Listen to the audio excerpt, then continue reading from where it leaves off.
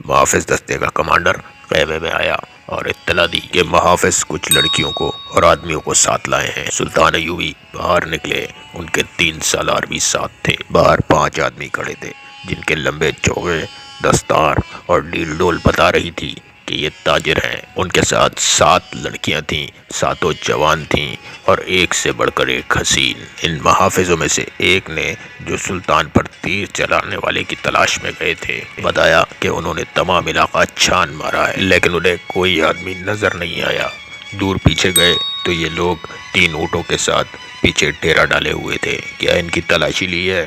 ایک سالار نے پوچھا۔ لی ہے، محافظ نے جواب دیا۔ یہ کہتے ہیں کہ یہ تاجر ہیں، ان کا سارا سامان کھلوا کر دیکھا ہے، جامع تلاشی بھی لی ہے، ان کے پاس ان خنجروں کے سوا کوئی ہتھیار نہیں۔ اس نے 5 خنجر سلطان ایوبی کے قدموں میں رکھ دیے۔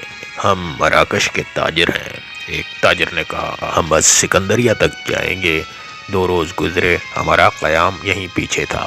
پرسوں شام یہ لڑکیاں ہمارے پاس آئیں، ان کے کپڑے بھیگے ہوئے تھے اور انہوں نے بتایا کہ اس سسلی کی رہنے والی ہیں۔ انہیں عیسائی فوج کا ایک کمانڈر گھروں سے پکڑ کر ساتھ لایا اور ایک بحری جہاز میں جا سوار کیا۔ ان کے ماں باپ غریب ہیں اور یہ کہتی ہیں کہ بے شمار جہاز اور کشتیاں چل پڑی۔ لڑکیوں والے جہاز میں چند اور کماندار قسم کے لوگ بھی تھے اور ان کی فوج بھی تھی۔ وہ ان لڑکیوں کے ساتھ شراب پی کر عیش و عشرت کرتے رہے۔ اس ساحل کے قریب آئے تو جہازوں پر آگ کے گولے گرنے لگے۔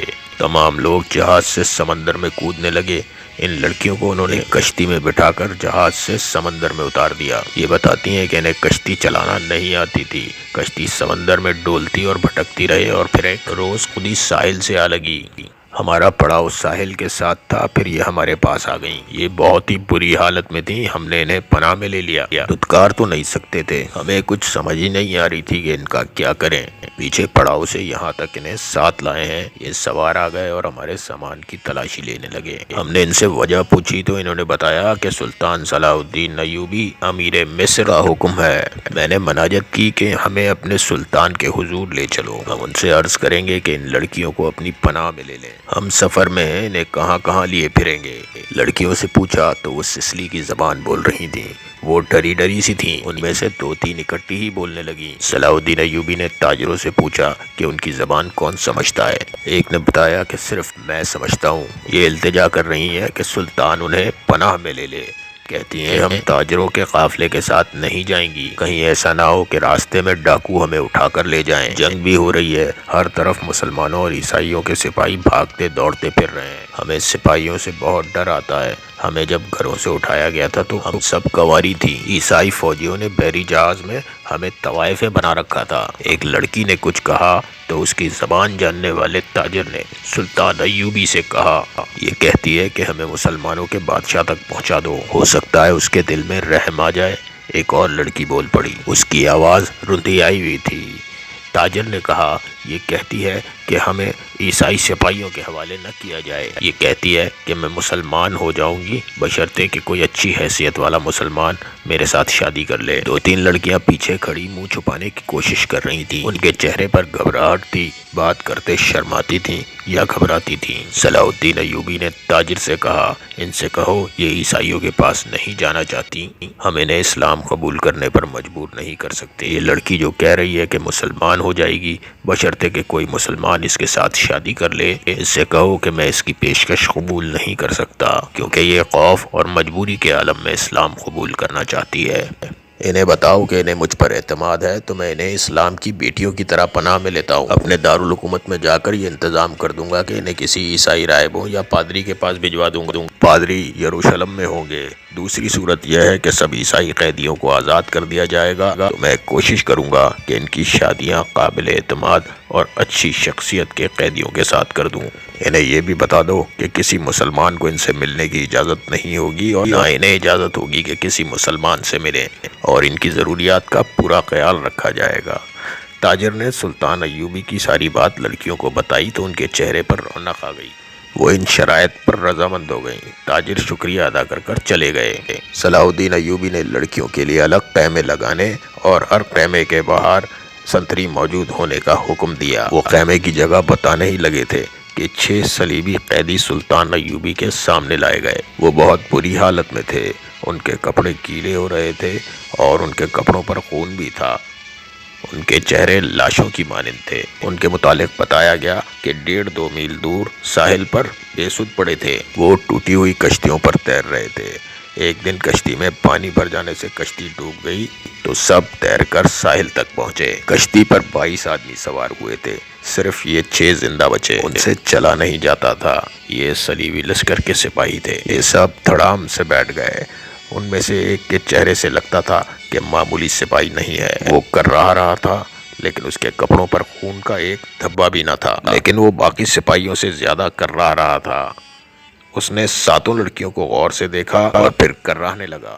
یہ سلطان ایوبی کا حکم تھا کہ ہر ایک قیدی اسے دکھایا جائے، اس لیے ہر قیدی سلطان ایوبی کے سامنے لایا جاتا تھا۔ سلطان نے ان قیدیوں کو بھی دیکھا لیکن کسی سے کوئی بات نہ کی، البتہ اس قیدی کو جو سب سے زیادہ کرا رہا تھا اور اس کے جسم پر کوئی زخم بھی نہ تھا۔ سلطان نے اسے غور سے دیکھا اور آہستہ سے اپنے سالاروں سے کہا، علی بن سفیان ابھی تک نہیں آیا۔ ان تمام قیدیوں سے جو اب تک ہمارے پاس آ چکے ہیں بہت کچھ پوچھنا ہے، ان سے معلومات لینی ہے۔ انہوں نے اس قیدی کی طرف دیکھ کر کہا، یہ آدمی کماندار معلوم ہوتا ہے۔ جب علی بن سفیان آئے تو اس سے کہنا کہ اس سے تفصیلی پوچھ گچھ کرے۔ معلوم ہوتا ہے اسے اندر کی چوٹیں آئی ہیں، شاید پسلیاں ٹوٹی ہوئی ہیں۔ انہیں فوراً زخمی قیدیوں کے خیموں میں پہنچا دو، انہیں کھلاؤ پلاؤ اور ان کی مرہم پٹی کرو۔ قیدیوں کو اس طرف لے جایا گیا جہاں صرف زخمی قیدیوں کے خیمے تھے۔ لڑکیاں انہیں جاتا دیکھتی رہیں، پھر ان لڑکیوں کو بھی لے گئے۔ فوج کے خیمے سے تھوڑی دور لڑکیوں کے لیے خیمہ نصب کیا جا رہا تھا۔ وہاں سے کوئی 100 قدم اور زخمی قیدیوں کے خیمے تھے، وہاں بھی ایک اور خیمہ لگایا جا رہا تھا اور 6 نئے زخمی قیدی زمین پر لیٹے ہوئے تھے۔ لڑکیاں ان کی طرف دیکھ رہی تھیں اور دونوں خیمے کھڑے ہو گئے۔ لڑکیاں اپنے خیمے میں چلی گئیں اور زخمیوں کو ان کے خیمے میں لے جایا گیا۔ ایک سنتری لڑکیوں کے خیمے کے باہر کھڑا ہو گیا، لڑکیوں کے لیے کھانا آ گیا جو انہوں نے کھا لیا۔ ایک لڑکی خیمے سے نکل کر اس خیمے کی طرف دیکھنے لگی جس میں نئے زخمی قیدیوں کو لے جایا گیا تھا۔ اس کے چہرے پر اب گھبراہٹ اور خوف کا کوئی تاثر نہیں تھا۔ سنتری نے اسے دیکھا اور اس نے سنتری کو دیکھا۔ لڑکی نے مسکرا کر اشارہ کیا کہ وہ زخمیوں کے خیمے کی طرف جانا چاہتی ہے۔ سنتری نے سر ہلا کر اسے روک دیا۔ لڑکیوں کو خیمے سے دور جانے کی یا کسی سے ملنے کی اجازت نہیں تھی۔ لڑکیوں اور 6 زخمیوں کے خیمے کے درمیان بہت سے درخت تھے۔ بائیں طرف مٹی کا ایک ٹیلہ تھا جس پر بہت سی جھاڑیاں تھی۔ سورج غروب ہو گیا، پھر رات تاریک ہونے لگی۔ کیمپ کے پڑے پر نیند طاری ہونے لگی اور رات کے سناٹے میں زخمیوں کے کراہنے کی آواز کچھ زیادہ ہی آنے لگی۔ دور پرے بحر روم کا شور دبی دبی سی گونج کی طرح سنائی دے رہا تھا۔ صلاح الدین ایوبی کے اس جنگی کیمپ میں جاگنے والے کچھ سنتری تھے یا وہ قیدی جنہیں زخم سونے نہیں دیتے تھے، یا صلاح الدین ایوبی کے خیمے کے اندر جہاں دن کا سما تھا، یہاں کسی کو نیند نہیں آئی تھی۔ سلطان ایوبی کے 3 سالار ان کے پاس بیٹھے تھے اور باہر محافظ دستہ بیدار تھا۔ سلطان ایوبی نے ایک بار پھر کہا، علی بن سفیان ابھی تک نہیں آیا؟ ان کے لہجے میں تشویش تھی۔ انہوں نے کہا، اس کا قاصد بھی نہیں آیا۔ اگر کوئی گڑبڑ ہوتی تو اب تک اطلاع آ چکی ہوتی، ایک سالار نے کہا۔ معلوم ہوتا ہے وہاں سب ٹھیک ہے، امید تو یہی رکھنی چاہیے، صلاح الدین ایوبی نے کہا، لیکن 50,000 کے لشکر نے بغاوت کر دی تو سنبھالنا مشکل ہو جائے گا۔ وہاں ہماری نفری 1,500 سوار اور 700 پیادہ ہے۔ ان کے مقابلے میں سوڈانی بہتر اور تجربہ کار عسکری ہیں اور تعداد میں بہت زیادہ ہیں۔ ناجی اور اس کے سازشی ٹولے کے خاتمے کے بعد بغاوت ممکن نظر نہیں آتی، ایک اور سالار نے کہا۔ قیادت کے بغیر سپاہی بغاوت نہیں کریں گے، پیش بندی ضروری ہے، صلاح الدین ایوبی نے کہا، لیکن علی آ جائے تو یہ پتہ چلے کہ پیش بندی کس قسم کی جائے۔ صلیبیوں کو روکنے کے لیے سلطان صلاح الدین ایوبی تو خود آئے تھے، لیکن مصر میں بغاوت کا خطرہ تھا، اس لیے علی بن سفیان کو صلاح الدین ایوبی نے وہیں چھوڑ دیا تھا تاکہ وہ سوڈانی لشکر پر نظر رکھے۔ اسے ابھی تک صلاح الدین ایوبی کے پاس آ کر وہاں کے احوال اور کوائف برتانے تھے، مگر ابھی تک نہ علی بن سفیان آیا تھا نہ اس کا کوئی قاصد، اس لیے سلطان ایوبی بے چین ہو رہے تھے۔ جب وہ اپنے سالاروں کے ساتھ قاہرہ کی صورتحال پر باتیں کر رہے تھے، ان کا تمام کیمپ گہری نیند سو چکا تھا، مگر وہ 7 لڑکیاں جاگ رہی تھیں جنہیں سلطان ایوبی نے پناہ میں لے لیا تھا۔ ایک بار سنتری نے خیمے کا پردہ اٹھا کر دیکھا، اندر دیا جل رہا تھا۔ پردہ ہٹتے ہی لڑکیاں خراٹے لینے لگیں۔ سنتری نے دیکھا کہ وہ پوری ساتھ ہیں اور سو رہی ہیں، تو اس نے پردہ گرا دیا اور خیمے کے ساتھ لگ کر بیٹھ گیا۔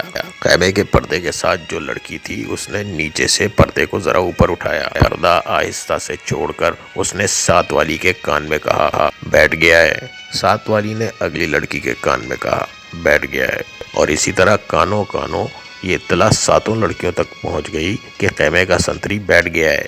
ایک لڑکی جو خیمے کے دوسرے دروازے کے ساتھ تھی آہستہ سے اٹھ بیٹھی اور بستر سے نکل گئی۔ بستر زمین پر بچھے تھے، اس نے اوپر لینے والے کمبل اس طرح ڈال دیے جیسے اس کمبل میں کوئی لڑکی سو رہی ہو۔ وہ پاؤں پر سرکتی خیمے کے دروازے تک گئی، پردہ ہٹایا اور باہر نکل گئی۔ باقی 6 لڑکیوں نے آہستہ آہستہ خراٹے لینا شروع کر دیے۔ سنتری کو معلوم تھا کہ یہ سمندر سے بچ کر نکلی ہوئی پناہ گزین لڑکیاں ہیں، کوئی خطرناک قیدی تو نہیں۔ وہ بیٹھ کر اونگتا رہا۔ لڑکی دبے پاؤں ایسے رخ پر ٹیلے کی طرف چلی گئی جس رخ سے اس کے اور سنتری کے درمیان خیمہ حائل رہا۔ ٹیلے کے پاس پہنچ کر اس نے اس خیمے کا رخ کر لیا جس میں 6 قیدی رکھے گئے تھے۔ رات تاریک تھی، وہاں کچھ درخت تھے۔ سنتری اب ادھر دیکھتا بھی تو اسے لڑکی نظر نہ آتی۔ لڑکی بیٹھ گئی اور پاؤں پر سرک سرک کر آگے بڑھنے لگی۔ آگے ریت کی ڈھیریاں سی تھی، وہ ان پر سرکتے سرکتے خیمے کے قریب پہنچ گئی، مگر وہاں ایک سنتری ٹہل رہا تھا۔ لڑکی ایک ڈھیری کے پاس لیٹ گئی۔ سنتری اسے سیاہ سائے کی طرح نظر آ رہا تھا۔ اب وہ 2 سنتریوں کے درمیان تھی، ایک اس کے اپنے خیمے کا سنتری اور دوسرا قیدیوں کے خیمے کا سنتری۔ ڈر یہ تھا کہ زخمیوں کا سنتری اگر اس طرف آ گیا تو وہ پکڑی جائے گی۔ بہت دیر انتظار کے بعد سنتری دوسرے زخمی قیدیوں کے خیمے کی طرف چلا گیا۔ لڑکی ہاتھوں اور گھٹنوں کے بل چلتے چلتے خیمے تک پہنچ گئی اور پردہ اٹھا کر اندر چلی گئی۔ اندر اندھیرا تھا اور زخمی آہستہ آہستہ کرا رہے تھے۔ شاید ان میں سے کسی نے خیمے کا پردہ اٹھتے ہوئے دیکھ لیا تھا۔ اس نے نحیف آواز میں پوچھا، کون ہے؟ لڑکی نے منہ سے شش کی لمبی آواز نکالی۔ لڑکی نے سرگوشی میں پوچھا، رابن کہاں ہے؟ ادھر سے جواب ملا، ادھر سے تیسرا۔ لڑکی نے تیسرے آدمی کے پاؤں ہلائے تو آواز آئی، کون ہے؟ لڑکی نے جواب دیا، موبی۔ رابن اٹھ بیٹھا، ہاتھ لمبا کر کے لڑکی کو بازو سے پکڑا اور اسے اپنے بستر میں گھسیٹ لیا۔ اسے اپنے پاس بٹھایا اور کمبل ڈال دیا۔ سنتری نہ آئے، میرے ساتھ لگی رہو۔ اس نے لڑکی کو اپنے ساتھ لٹا لیا اور کہا، میں اس بات پر حیران ہو رہا ہوں کہ ہماری ملاقات ہو گئی ہے۔ یہ ایک معجزہ ہے جس سے ظاہر ہوتا ہے کہ خدائے یسوع مسیح کو ہماری کامیابی منظور ہے۔ ہم نے بہت بری شکست کھائی ہے، لیکن یہ سب دھوکہ تھا۔ یہ وہی قیدی تھا جو ڈیل ڈال سے اعلیٰ رتبے کا لگتا تھا۔ صلاح الدین ایوبی نے بھی کہا تھا کہ یہ کوئی معمولی سپاہی نہیں، علی بن سفیان اس سے تفتیش کرے گا۔ تم کتنے کچھ زخمی ہو؟ کہیں کوئی ہڈی تو نہیں ٹوٹی؟ لڑکی نے اس سے پوچھا۔ میں بالکل ٹھیک ہوں، رابن نے جواب دیا۔ خراش تک نہیں آئی۔ انہیں بتایا کہ اندر کی چوٹیں ہیں اور سینے میں بڑا شدید درد ہے، لیکن میں بالکل تندرست ہوں۔ پھر یہاں کیوں آ گئے ہو؟ لڑکی نے پوچھا۔ میں نے بہت کوشش کی کہ مصر میں داخل ہو جاؤں اور سوڈانی لشکر تک پہنچ سکوں، لیکن ہر طرف اسلامی فوج پھیلی ہوئی ہے۔ کوئی راستہ نہیں ملا تو ان 5 زخمیوں کو اکٹھا کیا اور ان کے ساتھ زخمی بن کر یہاں آ گیا۔ اب فرار کی کوشش کروں گا جو ابھی ممکن نظر نہیں آتی، لیکن تم میرے سوالوں کا جواب دو۔ ایوبی کو میں نے زندہ دیکھا، کیا تیر ختم ہو گئے تھے یا وہ حرام خور بزدل ہو گئے؟ اور دوسرا سوال یہ کہ تم 7 کی 7 لڑکیاں مسلمانوں کی قید میں کیوں آ گئیں؟ کیا وہ 5 مر گئے ہیں یا بھاگ گئے ہیں؟ وہ زندہ ہے، رابن، موبی نے کہا۔ تم کہتے ہو خدائے یسوع مسیح کو ہماری کامیابی منظور ہے، لیکن میں یہ کہتی ہوں کہ ہمارا خدا ہمیں کسی گناہ کی سزا دے رہا ہے۔ صلاح الدین اس لیے زندہ ہے کہ تیر اس کے پاؤں کے درمیان ریت میں لگا تھا۔ کیا تیر کسی لڑکی نے چلایا تھا؟ رابن نے پوچھا۔ کرسٹوفر کہاں تھا؟ اسی نے چلایا تھا، مگر تیر قطع چلا گیا تھا۔ کرسٹوفر کا تیر قطع چلا گیا؟ رابن نے حیرت سے پوچھا۔ وہ کرسٹوفر جس کی تیر اندازی نے شاہ اگسٹس کو حیران کر دیا تھا، جس نے اس کی ذاتی تلوار انعام میں لی تھی، یہاں آ کر اس کا نشانہ اتنا خراب ہو گیا کہ 6 فٹ لمبا اور 3 فٹ چوڑا صلاح الدین ایوبی اسے نظر نہیں آیا۔ بدبخت کے ہاتھ ڈر سے کانپ گئے ہوں گے، فاصلہ زیادہ تھا، موبی نے کہا، اور کرسٹوفر کہتا تھا کہ تیر کمان سے نکلنے ہی لگا تھا کہ کھلی ہوئی آنکھ میں مچھر پڑ گیا۔ اسی حالت میں اس کا تیر نکل گیا۔ پھر کیا ہوا؟ جو ہونا چاہیے تھا، موبی نے کہا۔ صلاح الدین ساحل پر گیا تو اس کے ساتھ محافظوں کا دستہ اور 4 سالار تھے۔ وہ فوراً ہی ہر طرف پھیل گئے۔ یہ تو ہماری خوش قسمتی تھی کہ علاقہ چٹانی تھا۔ کرسٹوفر بچ کر نکل آیا، اور خدا کا شکر ہے کہ ہمیں اتنا وقت مل گیا کہ ترکش اور کمان ریت میں دبا کر اوپر اونٹ بٹھا دیا۔ سپاہی آ گئے تو کرسٹوفر نے انہیں بتایا کہ وہ 5 مراکش کے تاجر ہیں اور یہ لڑکیاں سمندر سے نکل کر ہماری پناہ میں آ گئی ہیں۔ مسلمان سپاہیوں نے ان کی تلاشی لی تو ان کے پاس ان کے سامان کے سوا انہیں کچھ نہیں ملا۔ وہ ہم سب کو سلطان ایوبی کے سامنے لے گئے۔ ہم نے وہاں یہ ظاہر کیا کہ ہم سسلی کی زبان کے سوا اور کوئی زبان نہیں جانتی۔ کرسٹوفر نے ایوبی سے کہا کہ وہ ہماری زبان جانتا ہے۔ ہم 7 لڑکیوں نے چہرے پہ گھبراہٹ طاری کر لی تھی۔ موبی نے رابن کو وہ ساری باتیں بتائیں جو سلطان ایوبی کے ساتھ ہوئی تھیں۔ یہ 7 لڑکیاں اور 5 آدمی جو مراکشی تاجروں کے بھیس میں تھے، حملے سے 2 روز پہلے ساحل پر اتارے گئے تھے۔ 5 آدمی صلیبیوں کے تجربہ کار جاسوس اور کمانڈو تھے، اور لڑکیاں بھی جاسوس تھیں، اور لڑکیوں کے ذمہ یہ کام بھی تھا کہ مسلمان سالاروں کو اپنے جال میں پھانسیں۔ وہ خوبصورت تو تھیں، انہیں جاسوسی اور ذہنوں کی تخریب کاری کی خاص ٹریننگ دی گئی تھی۔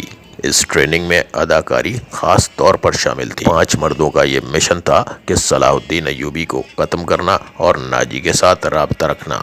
یہ لڑکیاں مصر کی زبان روانی سے بول سکتی تھیں، لیکن انہوں نے ظاہر نہیں ہونے دیا۔ رابن اس شعبے کا سربراہ تھا، اسے ناجی تک پہنچنا تھا، مگر صلاح الدین ایوبی اور علی بن سفیان کی چال نے یہاں کا رخ ہی الٹا کر دیا۔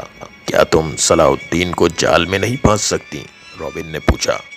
ابھی تو یہاں پہلی رات ہے، موبی نے کہا۔ اس نے ہمارے متعلق جو فیصلہ دیا ہے، اگر وہ سچے دل سے دیا ہے تو اس کا مطلب یہ ہے کہ وہ مرد نہیں پتھر ہے۔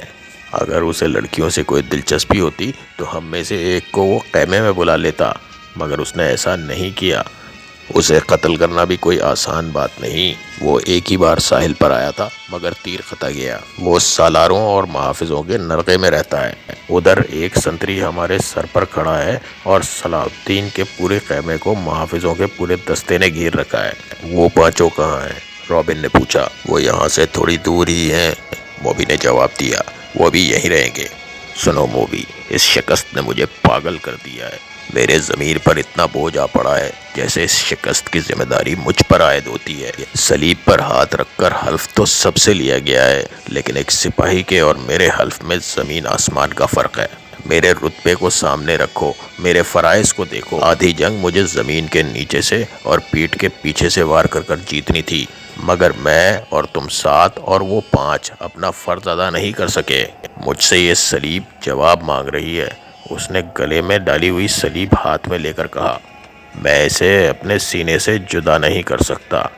اس نے موبی کے سینے پر ہاتھ پھیر کر اس کی صلیب ہاتھ میں لے لی اور کہا، تم اپنے ماں باپ کو دھوکہ دے سکتی ہو، مگر اس صلیب کو نہیں۔ اس نے جو فرض تمہیں سونپا ہے وہ پورا کرو۔ خداوند نے جو تمہیں حسن دیا ہے وہ چٹانوں کو پھاڑ کر تمہیں راستہ دے دے گا۔ میں تمہیں پھر کہتا ہوں کہ ہماری اچانک اور غیر متوقع ملاقات اس بات کا ثبوت ہے کہ ہم کامیاب ہوں گے۔ ناظرین، آج کی قسط میں اتنا ہی۔ اپنا خیال رکھیے گا۔ فی امان اللہ۔